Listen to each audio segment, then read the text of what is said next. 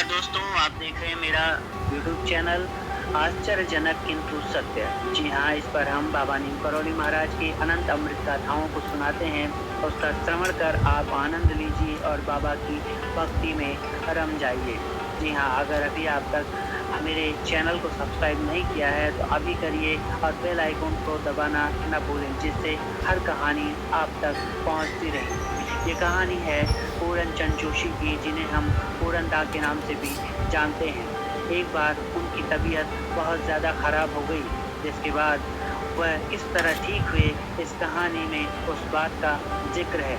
जी हाँ, इस कहानी में आपको बहुत मज़ा आने वाला है, क्योंकि पूरन दा के साथ बाबा कुछ मजाकिया अंदाज में ही उनके साथ यूं ही घूम रहे थे। तो कहानी शुरू होती है कि प्रभु के हनुमानगढ़ प्रवास के समय की बात है। मेरा स्वास्थ्य एक दिन गिरता जा रहा था। शरीर में जगह जगह हड्डियां दिखने लगी थी। कमजोरी अत्यधिक हो उठी थी। खाना पचता न था, उल्टी आने को हो जाती भोजन के समय। मैं महाराज जी के साथ था बजरंगगढ़ में। एक दिन सुबह उठकर मुझे सिपाही धारा पांडे जी के घर ले गए। वहाँ कहा, मेरे लिए लस्सी बनाओ। लस्सी बनकर आई तो एक दो चुस्की लेकर बाबा महाराज ने गिलास मुझे दे दिया और कहा, पूरन इसे तू पी ले। इच्छा न होते हुए भी मैंने वह मीठी लस्सी उतनी सुबह की ठंड में पी ली। पुनः दूसरे वक्त के घर पहुंचे और वहां आज्ञा हुई कि नमकीन लस्सी बनाओ। यह सोचकर मैं आश्चर्यचकित हो गया। बाबा कभी मीठी लस्सी बनवा रहे थे तो कहीं नमकीन लस्सी। इसका राज क्या था, ये मेरे समझ से परे था। फिलहाल मैं सब कुछ देखता रहा।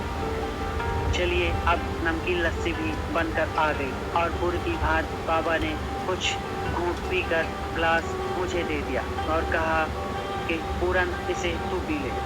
मेरी अरुचि थी, मैं उसे पीना नहीं चाहता था, लेकिन बाबा महाराज का आदेश था तो पीना भी जरूरी था। मैंने उसे खाली कर दिया।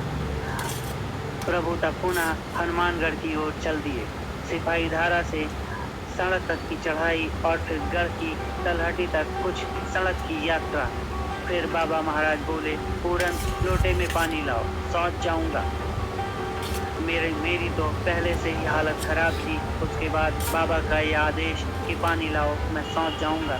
कहाँ से पानी लाता, कैसे जाता, यह सब सोचकर मन में तरह तरह के विचार आ रहे थे।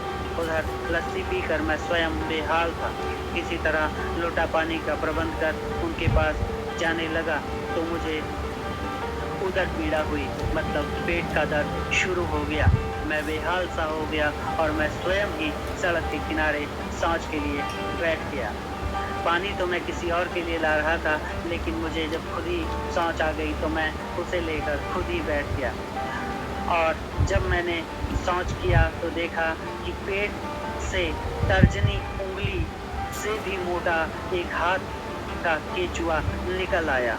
उसके साथ ही न केवल मेरा पेट वरन मन मानस की परम शांति अनुभव करता रहा। ऐसा होता है कि जब आपके पेट में दर्द होता है और कोई चीज़ आपको दिक्कत करती है, यदि वह बाहर आ जाती है तो आपको निश्चित ही बहुत आराम मिल रहा था।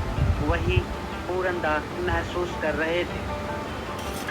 जिसके बाद बाबा महाराज के पास मैं पुनः लोटा पानी भरकर पहुंचा तो उन्होंने मुझे देखा और हंसते हुए कहा कि तू स्वयं शौच के लिए नहीं गया।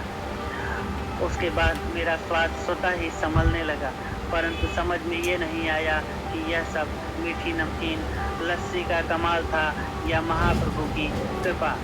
बस लस्सी को प्रसाद मानकर मैं पीता रहा और मैं पूर्णतया बिल्कुल स्वस्थ हो गया।